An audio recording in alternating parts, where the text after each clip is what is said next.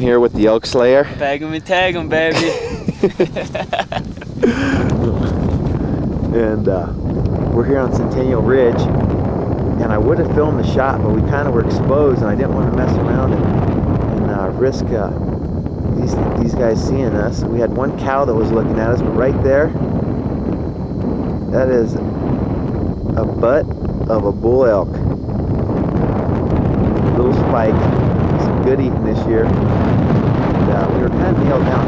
Half of the cow in here, the calves. There might have been more coming over, but we didn't want to risk it. We had our shot here about 250 yards or so. Back up from here, right here on Centennial Ridge, looking down with the elk slayer. Travis, the man, Deadeye. What do you think, dude?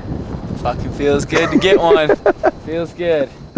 We thought about it, and it's getting pretty on. It's getting on in the season, and we've been on the same herd twice. You know, the last morning and this morning, and we were kind of just taking our time.